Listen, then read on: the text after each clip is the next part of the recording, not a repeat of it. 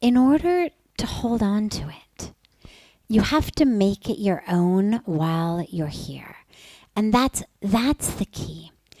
If you just go on a holiday and you get a suntan, it's going to disappear very, very quickly. That's how you know you didn't really make it your own. But of course we know that. A suntan is just on the outer levels. If something is really yours, it stays with you. And so that's while you're here, your task.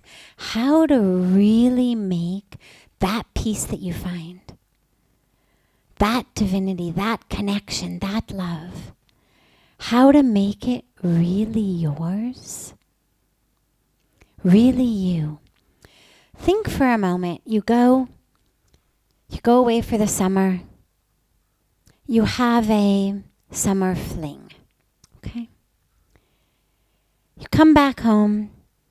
It's over. It's over by the time you leave where you were for the summer. It may have been fun. It may have been a fling. It may have been a play. Whatever it was, it never went very deeply. You get on the plane. It's over. You go back to your regular life. But if over the summer, instead of a fling or just a superficial affair, you actually fall in love, is that over when you go home? Of course not. You get on the plane to go home, and all you can think of is how to get that person again, how to get close to that person, how to be with them. That's with you. They're all you can think about. And so, in the same way, make sure that your experience here is the depth of being in love,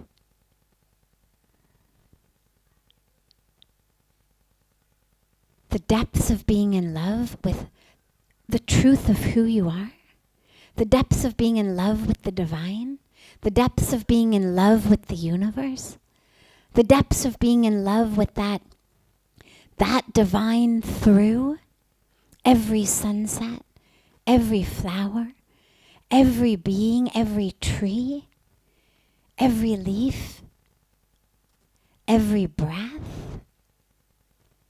Allow your heart to open in love. And when that happens, that stays with you. So it's up to you. Make it deep. Make it real. And it'll stay. And lastly, we're energetic beings.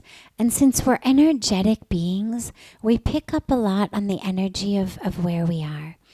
And it's important to surround yourself with energy that's going to fill you. Temporarily, as I always emphasize, we're also energetic transmitters. We do both. As human beings, we're receivers and transmitters. We do both. But ultimately, in order to keep transmitting, we need to be receiving also. We need to fill ourselves also. And ideally, as our spiritual path goes deeper and deeper, we fill ourselves from the inside. Doesn't matter where you are. I've seen Pujya Sadhviji travel all over the world, be in every kind of situation. He doesn't lose the charge. He's not getting the charge from outside somewhere. But most of us don't have that connection so deep, so powerful, so constant that we're able to just literally keep recharging ourselves from inside. And so the energy of the world around us also very, very deeply impacts us. And so surround yourself as much as you can. There will be times you can't.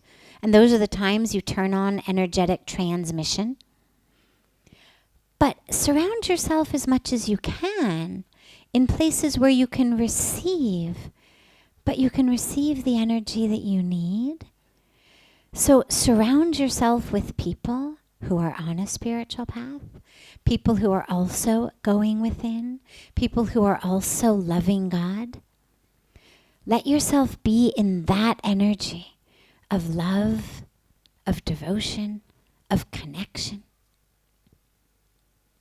such that it can keep recharging your batteries.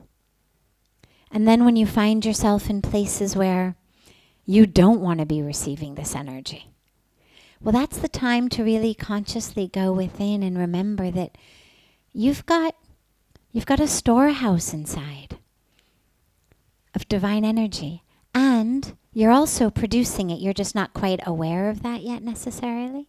But so you want to dive deep into the divine energy within you, whether it's because you can feel connected to Arti and Satsang and Ganga and Rishikesh and feel that and then transmit it. Or whether it's because you tap into your breath and your mantra and you feel it and transmit it. Whatever it is that fills you with that, tap into it. And then transmit that love into the world. Transmit that divine energy into the world. Such that you're not absorbing too much that you don't want to be. And lastly,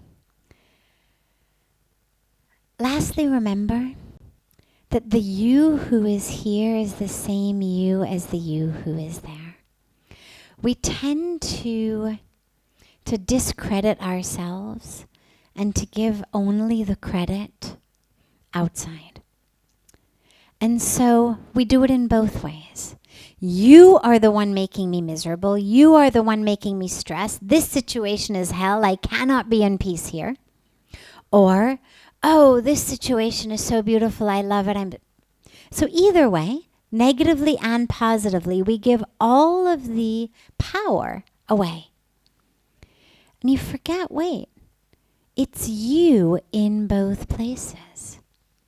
You're carrying yourself with you.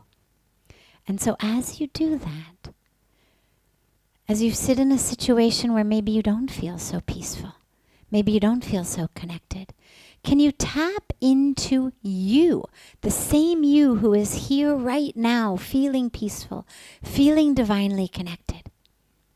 Can you tap into her? Because she's going home with you. Tap into her. First, make sure you befriend her while you're here so you know where to find her when you get home.